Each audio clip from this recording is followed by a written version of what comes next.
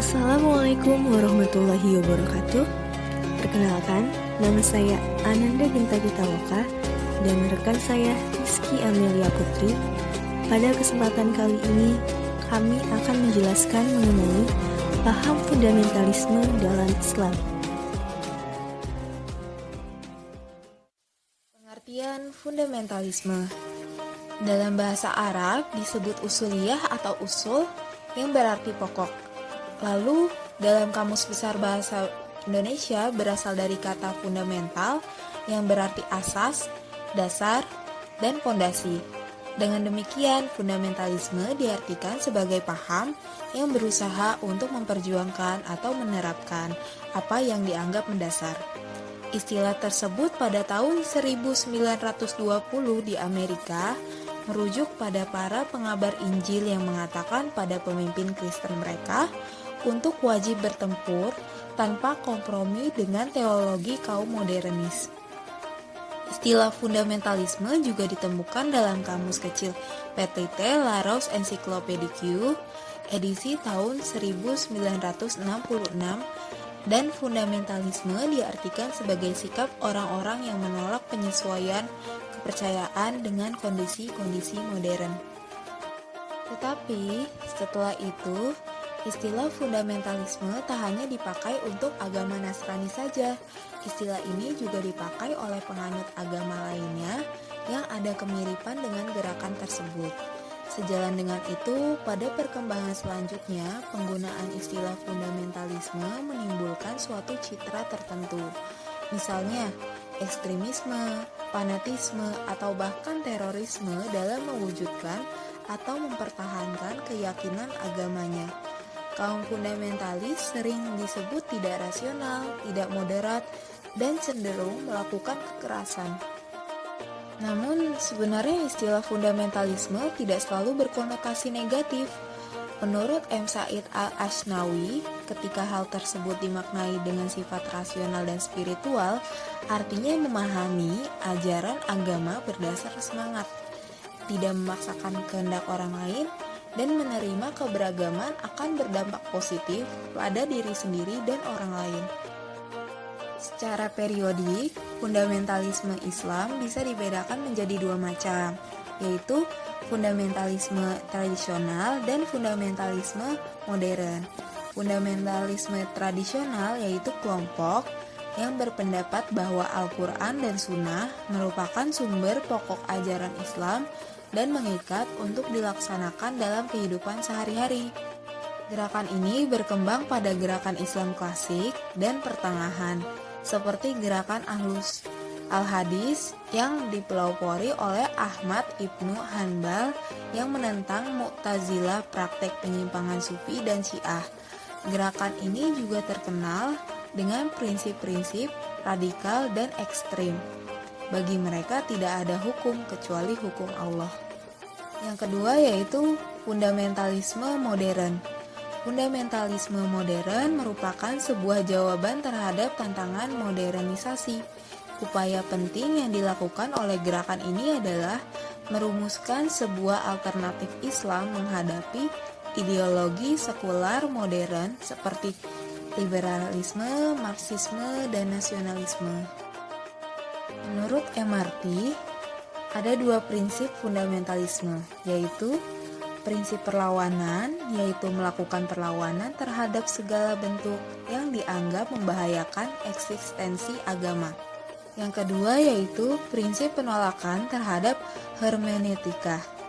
Kelompok fundamentalis menolak sikap kritis terhadap teks dan interpretasinya. Konsep serta karakteristik fundamentalisme Islam pada dasarnya dapat dilihat pada pemahaman ayat-ayat tertentu yang menjadi dasar munculnya fundamentalisme Islam. Salah satunya yaitu tertuang dalam Quran Surat Al-Baqarah ayat 208 yang berbunyi, يا أيها الذين آمنوا ادخلوا في السلم كافة ولا تتبعوا خطوات الشيطان إنه لكم عدو مبين. Hai orang-orang yang beriman, masuklah ke dalam Islam secara keseluruhan, dan janganlah kamu ikuti langkah-langkah setan. Sungguh, ia musuh yang nyata bagimu. Menurut Syed Qutb, ayat ini menyuratkan kita untuk wajib mengikuti manhaj Rabbani secara total, mulai dari kehidupan pribadi sampai kehidupan sosial bernegara. Dapat dikatakan bahwa dasar sikap fundamentalisme Islam berasal dari Nas Al-Quran. Akan tetapi hanya mengambil dan memahami ayat-ayatnya secara sepotong, tidak memahami ayat lain yang berhubungan dengan permasalahan dan topik yang sama secara holistik komprehensif. Selain itu juga sering tidak mempertimbangkan latar belakang ayat-ayat yang dibaca dan dijadikan rujukan. Sejarah fundamentalisme Islam. Sejarah berkembangnya istilah fundamentalisme bagi golongan Islam berhaluan keras mulai populer di dunia barat sejak meletusnya revolusi Iran pada tahun 1979 dalam melawan Amerika Serikat yang mereka sebut sebagai The Great Satan. Sejak saat itulah istilah fundamentalisme kemudian digunakan untuk menggeneralisasi berbagai gerakan Islam di berbagai belahan dunia Islam sebagai arus gelombang kebangkitan Islam. Dari kalangan penulis barat seperti Freire Degmeijer bahwa pada tingkat tertentu gerakan-gerakan fundamentalisme memiliki kesamaan dengan gerakan-gerakan serupa yang terjadi di dalam sejarah Islam klasik.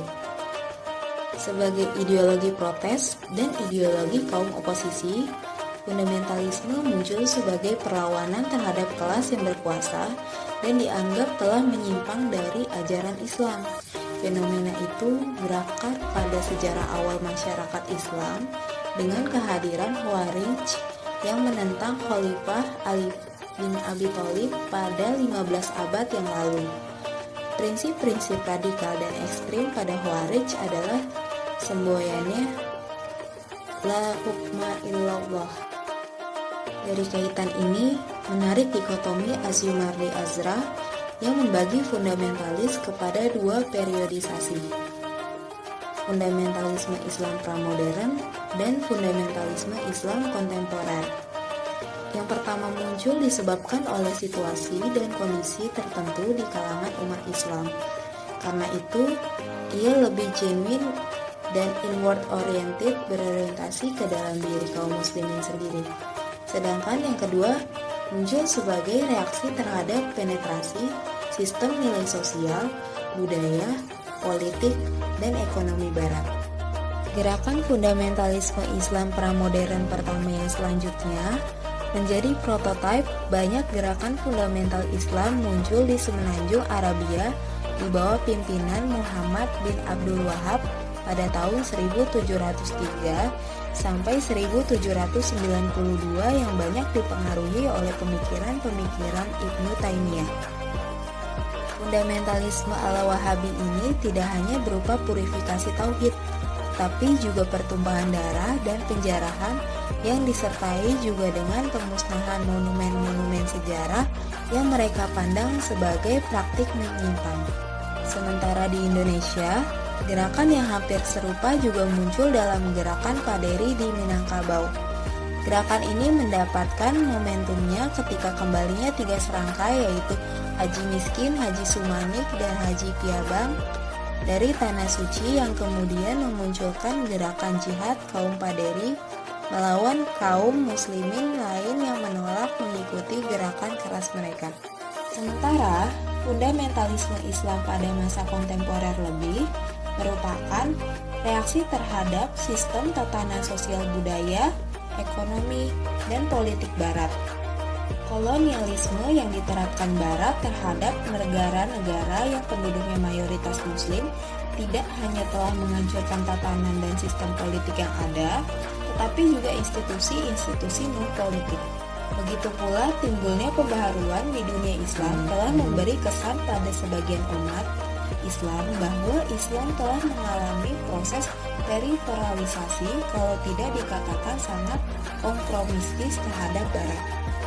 Atas alasan ini, secara langsung maupun tidak langsung telah mengundang reaksi balik umat Islam untuk kembali kepada Islam secara ketat dan eksklusif. Keadaan ini diperkuat oleh perubahan peta politik global, khususnya di Timur Tengah. Diterbitkannya Balfour Declaration oleh Inggris pada tanggal 2 November 1917 yang memberikan mandat kepada Yahudi untuk membangun tanah air di Palestina telah mendorong arus protes masyarakat Palestina yang puncaknya adalah Palestina Revolution 1936. Seluruh perkembangan tersebut memberikan momentum bagi kebangkitan Al-Ikhwan Al-Muslimin yang didirikan di Mesir 1928 yang pada perkembangannya menjadi prototipe gerakan-gerakan fundamentalisme kontemporer di banyak bagian dunia Islam. Melihat sejarah perkembangan gerakan fundamentalisme Islam sebagaimana terlihat dari gerakan-gerakan organisasi Islam tersebut, dapat dilihat bahwa konsep jihad dalam setiap gerakan fundamentalisme telah menjadikan alternatif satu-satunya golongan ini untuk membenturkan dan seringkali menumpahkan darah tidak hanya dengan Barat yang dianggap jahiliyah modern, melainkan juga sesama kelompok Islam sebagian sekutu Barat. Demikian pandangan fundamentalisme ekstrim radikal. Karakteristik fundamentalisme Islam. Pada masa pasca Perang Dunia Pertama, banyak persepsi yang mengatakan bahwa identitas agama Islam mengalami kemunduran di seluruh dunia. Secara eksternal, kemunduran umat Islam banyak disebabkan oleh invasi dan serangan kultural, politik, dan ekonomi dari Barat. Dalam pandangan kaum fundamentalis, solusi atas masalah kemunduran umat Islam tersebut ialah dengan kembali ke ajaran pokok Islam pada masa Nabi Muhammad SAW. Mengimplementasikan syariat agama dalam kehidupan pribadi dan sosial merupakan satu-satunya cara untuk mengembalikan kejayaan dan kemurnian Islam. Karakteristik fundamentalisme Islam yaitu: pertama, mereka beranggapan bahwa kebenaran yang sebenar-benarnya hanya ada pada teks-teks agama dan menolak pemahaman kontekstual terhadap teks agama karena pemahaman seperti itu dianggap mereduksi kesucian agama. Kaum fundamentalis mengklaim kebenaran tunggal. Menurut mereka, kebenaran hanya ada di dalam teks dan tidak ada kebenaran di luar teks. Bahkan, kebenaran hanya ada pada pemahaman mereka terhadap apa yang dianggap sebagai prinsip-prinsip agama. Mereka tidak memberi ruang kepada pemahaman dan penafsiran selain mereka. Sikap yang demikian ini adalah sikap otoriter. Kedua, mereka menolak pluralisme dan relativisme. Bagi mereka, pluralisme merupakan produk yang salah dari pemahaman terhadap teks suci, sedangkan relativisme merupakan pandangan yang tidak selaras dengan pandangan kaum fundamentalis. Ketiga, kaum fundamentalis menganggap dialah yang paling benar dalam menafsirkan teks agama. Mereka memonopoli kebenaran atas penafsiran teks agama dan yang lebih parah, mereka mengklaim bahwa pendapat mereka yang paling benar dan memandang sesat aliran yang tidak sepaham dengan mereka. Padahal, dalam Islam perbedaan pendapat itu sudah biasa, seperti terlahirnya banyak mazhab. Sikap inilah yang akhirnya membuat potensi terjadinya kekerasan, perusakan, penganiayaan, dan bahkan sampai pembunuhan dengan berdalih atas nama agama atau bahkan untuk membela Islam. Keempat, gerakan fundamentalis memang selalu dihubungkan dengan intoleran, radikalisme, dan pandangan sejenisnya. Kaum fundamentalisme selalu mengambil bentuk perlawanan yang sering bersifat radikal terhadap ancaman yang dipandang membahayakan eksistensi agama.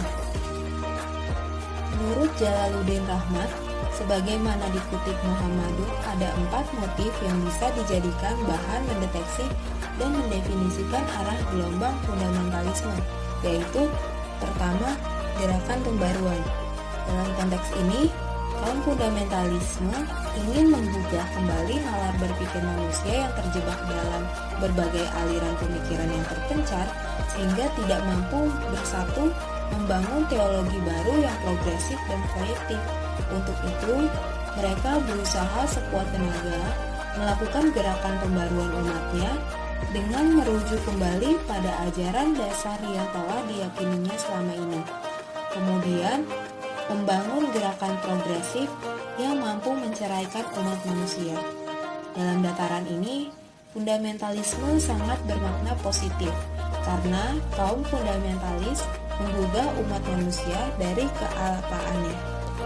Yang kedua, reaksi terhadap arus modernitas. Hal ini termasuk dalam kategori pendekatan sosiologis atau dalam bahasa ini digunakan sebagai perlawanan terhadap ordo sekuler. Itulah sebabnya fundamentalisme sesungguhnya bukan semata-mata penghayatan agama kembali, tetapi merupakan a practical policy preference, lebih berupa penekanan terhadap persoalan kekuasaan politik. Dalam konteks ini, fundamentalisme tidak hanya terjadi dalam umat Islam, namun bagi TB, fundamentalisme juga telah berkembang bagi kalangan Kristen dan gerakan-gerakan religi politik dalam konteks budaya lainnya, seperti gerakan Khalistan di kalangan kaum Sikh atau revivalisme Hindu di India. Bahkan bagi TB, fundamentalisme tidak ada kaitannya dengan Islam. Ia hidup dan berkembang dalam agama-agama lain. Namun, dalam perkembangannya, teks Baratlah yang sering mengaitkan dengan Islam. Dan kaitan-kaitan inilah yang sebenarnya sedang dilawan Islam. Namun, perlawanan mereka ternyata banyak diselubungi oleh kepentingan-kepentingan politik yang hegemonik juga. Ketiga, reaksi terhadap westernisasi. Dalam konteks ini, menarik apa yang dijelaskan Samuel Huntington bahwa telah terjadi perang peradaban antara Barat dan Timur. Tesis Huntington inilah yang kemudian memicu dua peradaban besar ini untuk selalu bermusuhan setiap waktu. Barat yang selalu merasa berkuasa selalu melancarkan hegemoni, sementara Timur yang berada di bawah berusaha sekuat tenaga untuk melepaskan hegemoni Barat. Kaum Timur seolah ingin memutus apapun yang berasal dari Barat. Dalam konteks inilah kaum fundamentalisme berkembang luar biasa. Yang keempat, keyakinan terhadap agama sebagai teologi alternatif. Dalam hal ini, umat Islam sering terjebak. Kaum fundamentalisme Muslim banyak terjebak bahwa Islam sebagai agama yang akan menyelesaikan segala permasalahan dunia. Islam adalah agama sekaligus ideologi. Namun yang sering muncul di sini adalah Islam adalah agama yang paling tinggi, bahkan tidak ada yang menyaingi. Islam sebagai agama sekaligus juga jihad. Islam selalu sesuai dengan kondisi apapun dan lain sebagainya. Faktor pendorong masyarakat masuk dalam golongan fundamentalisme. Yang pertama, aspek doktrinal. Keyakinan akan kebenaran adalah bagian mendasar dalam kehidupan religius individu maupun suatu kelompok. Individu dalam melegitimasi dan melembagakan tindakan fundamental terhadap orang atau kelompok lain tidak hanya didasarkan pada alasan-alasan atau gagasan-gagasan yang bersifat keduniawian. Aspek doktrinal yang dibentuk oleh lembaga tertentu kepada masyarakat adalah dengan memformat ide, konsep, dan gagasan, kemudian yang mengakar dalam pemahaman mereka secara umum, menjanjikan keselamatan dunia dan akhirat. Yang kedua, aspek skeptisisme. Masyarakat dengan aturan negara yang tidak menjamin kehidupan yang sejahtera. Dalam aspek ini, kehidupan yang sangat kompleks dengan segala hegemoninya membawa kegersangan hati masyarakat yang hidup di zaman modern ini. Kegelisahan spiritual inilah yang membawa kepada arah orientasi keberagaman yang memberikan solusi pencerahan hati dan ketenangan. Hal ini sangat memberikan ruang dan waktu bagi masyarakat modern untuk memilih doktrin yang fundamental dan ortodoks. Yang ketiga, kebencian terhadap Barat dan budayanya. Sejalan dengan itu, Kunto Wijoyo menyatakan bahwa fundamentalisme Islam adalah gerakan anti-industri, karena industrialisasi dilihat sudah menimbulkan dampak negatif. Yang keempat, aspek politik. Kaum fundamentalis berpikir dan mendambakan kesadaran politik dalam makna yang tepat. Dalam konteks ini, mereka berupaya menyadari identitas diri sendiri yang berarti menyadari sepenuhnya kekuatan-kekuatan institusional yang telah bekerja pada diri orang itu sendiri. Jalan menuju pembebasan pribadi tidak bersifat privat atau melalui meditasi, tetapi lewat jalur politik. Kesadaran macam itu berkembang lewat tindakan yang sadar, reflektif, dan tentunya akurat. Fundamentalisme Islam di Indonesia. Penyebaran Islam di Indonesia bisa diklasifikasi pada beberapa pendekatan, yaitu lewat perdagangan, dengan cara radikal, dan melalui tarekat serta tasawuf.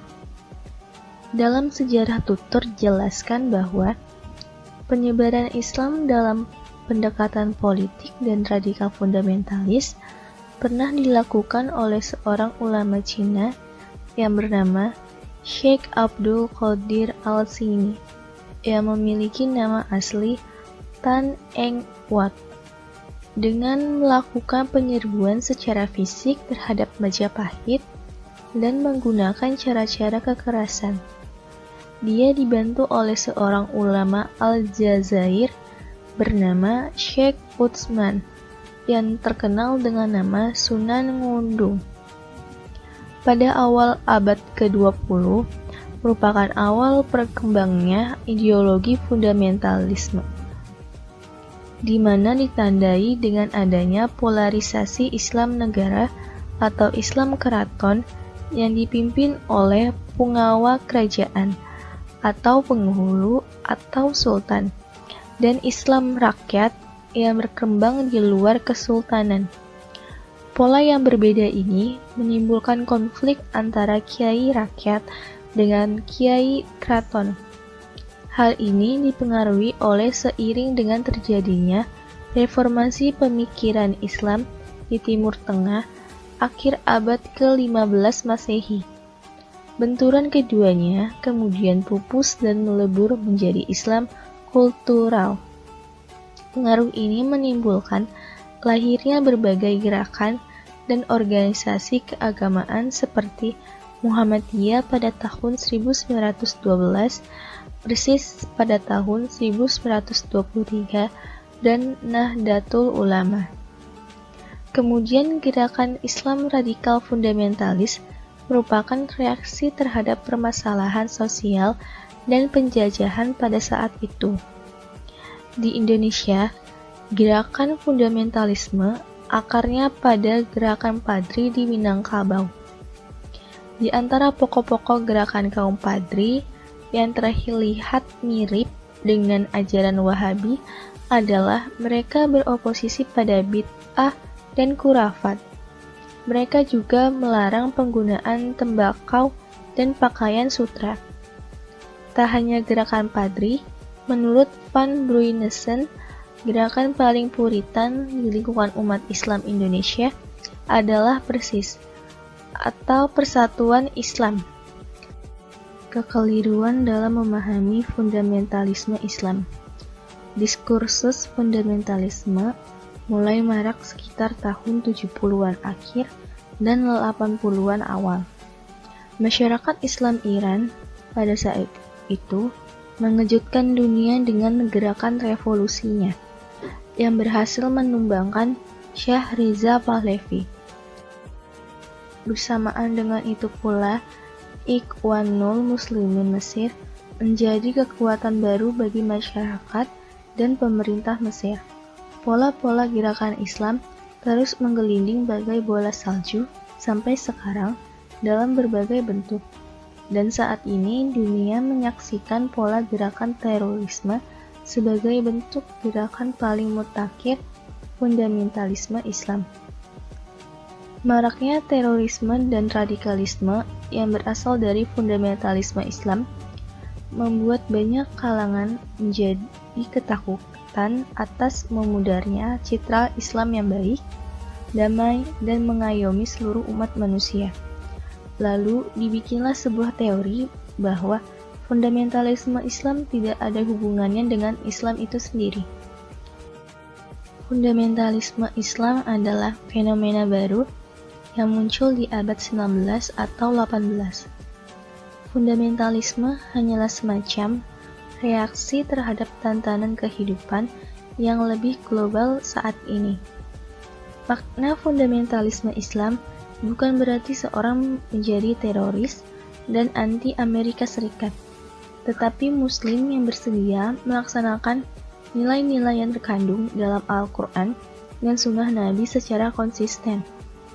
Melaksanakan nilai Islam mulai dari dasar secara konsisten, sehingga pandangan bahwa Islam menakutkan tidak benar. Justru ajaran Islam bersikap toleran dan membawa rahmat bagi umat manusia dan seluruh alam. Sikap terhadap kelompok fundamentalis. Dilihat dari substansinya, nampak bahwa pandangan, sikap, dan keyakinan keagamaan kaum fundamentalis tidak keluar dari Islam. Mereka termasuk Muslim dan mukmin yang taat. Bahkan dapat dikatakan bahwa mereka berpegang teguh pada ajaran Islam dan ingin memperjuangkannya dengan segala upaya dan kemampuan yang dimiliki agar ajaran Islam yang mereka pahami benar-benar dapat dilaksanakan oleh seluruh umat manusia tanpa terkecuali. Dengan demikian, kehadiran fundamentalisme tidak mesti direspon secara searah dan dengan pandangan negatif. Dimanapun dan bilapun gerakan Muslim fundamentalis muncul, sebagai suatu kelompok, seharusnya kita hargai dengan lapang dada, karena berkelompok dengan orang-orang sealiran adalah hak asasi manusia. Dan apapun ideologi yang mereka anut dan sebarkan, seharusnya kita biarkan hidup bebas pula. Sebab, menganut ideologi apapun atau tidak menganut ideologi apapun dalam koridor kebebasan berpikir dan berekspresi sejatinya hak asasi manusia juga. Namun, bila hak kebebasan itu telah mereka salahgunakan dalam kehidupan sosial politik, maka pelanggaran itu perlu ditindak. Misalnya, memaksa individu dan kelompok lain untuk menerapkan keyakinan dan konsep Muslim fundamentalis tanpa kontrak sosial dan perbincangan yang jelas. Sebab, hal itu telah menjurus pada pelanggaran hak asasi manusia dan telah menodai nilai penting kontrak sosial dan konstitusi. Dengan demikian, kita dapat menyimpulkan bahwa sikap yang seharusnya kita terapkan untuk menghadapi timbulnya fenomena Muslim fundamentalis berikut pemikiran dan tindakannya adalah sikap terbuka dan kritis. Terbuka dalam menerima fenomena fundamentalisme sebagai kebebasan berpikir dan berekspresi, dan kritis apabila tindakan mereka telah jauh menyimpang dan melanggar hak asasi Muslim yang lain. Solusi demi mencegah fundamentalisme yang berpotensi melakukan kekerasan. Sikap fundamentalisme agama merupakan masalah yang sangat rumit dan sulit untuk dihilangkan. Fundamentalisme agama senantiasa ada dan tumbuh di bumi pertiwi ini, bahkan di dunia internasional sekalipun. Beberapa langkah yang harus kita upayakan bersama demi terkikisnya paham atau gerakan fundamentalisme agama yang berpotensi melakukan kekerasan, di antaranya yang pertama, penanaman kembali konsep Islam kultural di Indonesia ala Kiai Haji Abdurrahman Wahid atau Gus Dur. Menurut konsep ini, masyarakat muslim harus mampu mengakrabi budaya di sekitarnya, karena prinsip universal dalam ajaran Islam mengharuskan mereka untuk mengakomodir budaya partikular yang hidup di tempat tinggal mereka. Pandangan seperti ini dimaksudkan agar kehadiran Islam bisa membawa keramahan kepada lingkungannya. Dengan alkulturasi seperti itu, maka transformasi ajaran Islam ke dalam pemikiran masyarakat Indonesia akan berjalan dengan efektif, dan ajaran Islam dapat dirasakan penuh dengan keramahan dan kasih sayang. Selanjutnya, demi mewujudkan hal di atas, tentu sangat diperlukan optimalisasi peran para ulama untuk mendakwahkan nilai-nilai Islam yang santun dan inklusif, melakukan pendekatan-pendekatan ideologi dengan jalan kekeluargaan. Ulama bagi sebagian besar masyarakat Islam Indonesia sangat mempunyai pengaruh dan daya tarik tersendiri, serta senantiasa dihormati dan didengar. Yang kedua, rekonstruksi hukum Islam dengan menggali budaya lokal Indonesia melalui pendekatan urf. Sebagaimana kita rasakan bahwa permasalahan umat Islam Indonesia adalah kesenjangan yang cukup parah antara ajaran dengan tradisi sebagian masyarakat. Sangat penting untuk merekonstruksi hukum Islam dengan menggali nilai budaya lokal Indonesia sehingga tercipta hukum Islam Indonesia. Hal ini akan terwujud melalui pendekatan urf. Banyak pemikir Islam atau para ulama yang menegaskan bahwa inti dari ajaran Islam adalah kemaslahatan, sebagaimana yang banyak dijelaskan oleh Al-Ghazali dalam kitabnya Al-Mustafa atau Asy-Syatibi dengan kitabnya Al-Muwafaqat. Pertanyaannya, bukankah al-masalah adalah hal yang abstrak? Lantas, apa tolak ukur atau bentuk real dari sebuah kemaslahatan? Jawabannya, tentu hanya pendekatan uruf lah yang bisa dijadikan tolak ukur real sebuah kemaslahatan yang tercermin pada nilai budaya lokal. Dengan demikian, ajaran Islam akan betul-betul dirasakan sebagai ajaran yang universal, bernilai, dan toleran, bukan ajaran yang mengancam dan penuh dengan kebencian dan kekerasan. Yang ketiga, pemerintah hendaknya memperhatikan kesejahteraan rakyat, senantiasa membuat kebijakan yang merakyat. Jika rakyat sejahtera, hukum ditegakkan, maka kekerasan dengan sendirinya akan terkikis. Yang keempat, merekonstruksi kurikulum pendidikan dan pola pengajaran agama yang ada di instansi pendidikan. Karena tidak bisa dipungkiri lagi bahwa lembaga pendidikan menjadi salah satu benih lahirnya radikal agama, terutama sekolah umum dan perguruan tinggi. Seperti kita ketahui, di sekolah umum, pelajaran agama belum begitu tersentuh, karena sistem yang diterapkan di lembaga pendidikan cenderung pragmatis. Kesimpulan yang dapat diambil dari materi fundamentalisme dalam Islam adalah fundamentalisme dapat diartikan sebagai paham yang berusaha untuk memperjuangkan atau menerapkan keyakinan yang dianggap mendasar. Fundamentalisme merupakan sebuah fenomena keagamaan yang disadari tidak lepas dari fenomena sosial, budaya, dan bahkan politik. Fundamentalisme Islam muncul karena adanya dorongan untuk mempertahankan dasar-dasar ajaran agama Islam dari efek modernisasi. Untuk mempertahankan keyakinan tersebut, mereka menggunakan berbagai cara pencegahan sampai yang ekstrim. Ketika fundamentalisme keagamaan disuguhkan secara damai, mungkin akan terasa menyejukkan dan tidak akan banyak menimbulkan pergolakan. Namun, ketika ditampilkan dalam wajah yang keras, akan menimbulkan pergolakan dan memberi citra buruk agama Islam di dunia. Sekian dari penjelasan kami, kurang lebihnya mohon maaf. Wassalamualaikum warahmatullahi wabarakatuh.